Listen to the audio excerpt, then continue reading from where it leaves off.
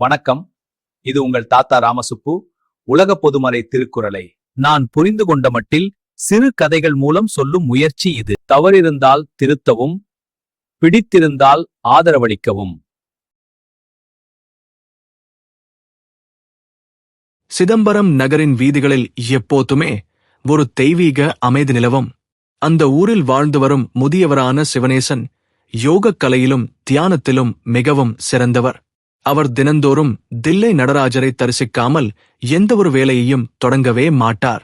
சிவனேசனின் உதவியாளரான கந்தன் எந்நேரமும் அவருக்கு துணையாக இருப்பார். அவர்கள் இருவரும் இணைந்து பலருக்கும் பாரம்பரிய மருத்துவ உதவிகளை செய்து வந்தனர். சிவனேசனின் தவ வலிமையையும் தூய்மையான வாழ்க்கையையும் ஊர் மக்களே வியந்து பார்ப்பார்கள். ஒருநாள் காலை தியானத்தில் ஈடுபட்டிருந்த சிவனேசனுக்கு திடீரென நெஞ்சில் கடுமையான வலி ஏற்பட்டது. அவரது உடல்நிலை மிகவும் மோசமடைந்து மூச்சு விடவே அவர் பெருமளவு சிரமப்பட்டார். இதை பார்த்த கந்தன் மிகுந்த பதற்றத்துடன் அவரை உடனடியாக மருத்துவமனைக்கு அழைத்துச் செல்ல முடிவு செய்தார். கந்தன் உடனடியாக ஒரு வாகனத்தை வரவழைத்து சிவனேசனை மருத்துவமனைக்கு அழைத்துச் சென்றார். வழியெங்கும் சிவனேசனின் கண்கள் மூடியே இருந்தன. ஆனால் அவர் உதடுகள் மட்டும் அமைதியாக மந்திரங்களை உச்சரித்துக் கொண்டிருந்தன. கந்தனுக்கு தன் குருவின் இந்த அபாயகரமான நிலையை பார்த்து மிகவும் பயமாக இருந்தது. மருத்துவமனையில் இருந்த புகழ்பெற்ற மருத்துவர் ராமநாதன் சிவனேசனை உடனடியாக தீவிர சிகிச்சை பிரிவுக்கு மாற்றினார். அவர் பல நவீன கருவிகளை பயன்படுத்தி சிவனேசனின் உடலை முழுமையாக பரிசோதனை செய்தார். பரிசோதனையின் முடிவுகள் மருத்துவர் ராமநாதனை பெரிதும் அதிர்ச்சிக்குள்ளாக்கின. மருத்துவர் ராமநாதன் கந்தனிடம் சிவனேசனின் உடல்நிலை குறித்து விளக்கினார். சிவனேசனுக்கு குணப்படுத்த முடியாத ஒரு கொடிய நோய் தீவிரமடைந்துள்ளதாகவும் அவர் அதிகபட்சம் சில நாட்களே உயிர் வாழ்வார் என்றும் கூறினார். இந்த செய்தியை கேட்ட கந்தன் நிலை குலைந்து போய் கண்ணீர் வடித்தார். சிவனேசன் மெதுவாக கண் விழித்து அழுது கொண்டிருந்த கந்தனை பார்த்து புன்னகைத்தார். மருத்துவர் ராமநாதன் கூறிய செய்தியை அறிந்த பிறகும் சிவனேசனின் முகத்தில் எந்த ஒரு பயமும் இல்லை. மாறாக அவர் மரணத்தை மிக இயல்பாக எதிர்கொள்ளும் தைரியத்துடன் காணப்பட்டார். தன்னை மருத்துவமனையிலிருந்து விடுவித்து வீட்டிற்கு அழைத்துச் செல்லுமாறு சிவனேசன் மருத்துவர் ராமநாதனிடம் வலியுறுத்தினார். தான் மீதமுள்ள நாட்களை தில்லை நடராஜரின் சன்னதிக்கு அருகிலேயே கழிக்க விரும்புவதாக அவர் உறுதியாக கூறினார். வேறு வழியின்றி மருத்துவர் ராமநாதனும் அவரை வீட்டிற்குச் செல்ல அனுமதித்தார். வீட்டிற்கு வந்த நாள் முதல் சிவனேசன் உணவு மற்றும் தண்ணீரை வெகுவாக குறைத்துக் கொண்டார். அவர் அமைதியான ஒரு அறையில் அமர்ந்து தனது முழு கவனத்தையும் மூச்சு பயிற்சியிலும் ஆழ்ந்த தியானத்திலும் செலுத்தத் தொடங்கினார். உலக ஆசைகள் அனைத்தையும் துறந்து அவர் ஒரு மிக கடுமையான தவத்தை மேற்கொண்டார். கந்தன் இரவும் பகலும் உறங்காமல் தன் குருநாதரை கண்காணித்து வந்தார்.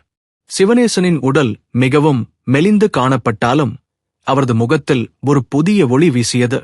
சிவனேசன் எந்த ஒரு அசைவும் இல்லாமல் கல்லை போலச் சமைந்து தியானத்தில் மூழ்கியிருந்தார். நாட்கள் நகர நகர சிவனேசனின் தவ வலிமை மென்மேலும் அதிகரித்துக் கொண்டே சென்றது. வலிகளோ கொடிய நோயின் உபாதைகளோ அவரது மன ஒருமைப்பாட்டைச் சிறிதும் கலைக்கவில்லை.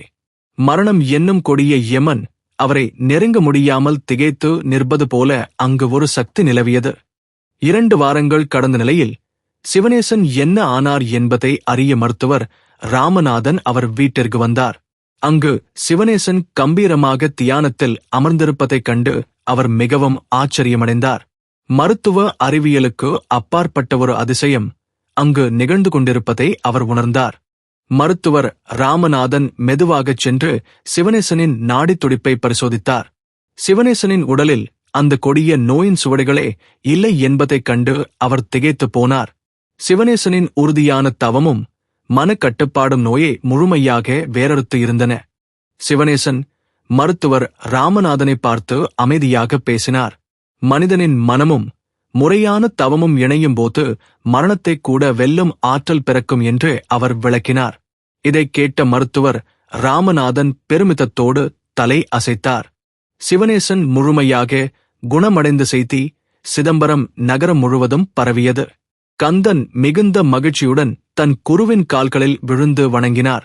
சிவனேசன் அவரை ஆசிர்வதித்துவிட்டு மீண்டும் தனது அன்றாட பணிகளைத் தொடர்ந்தார்.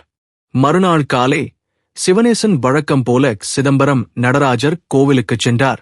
கோவிலின் பிரம்மாண்டமான கர்த்தூன்களுக்கு இடையே அவர் நடந்து செல்லும் காட்சி மிகவும் கம்பீரமாக இருந்தது. அவரது நீண்ட தவம் அவரை ஒரு புதிய மனிதராக மாற்றியிருப்பதை அங்குள்ள அனைவரும் உணர்ந்தனர்.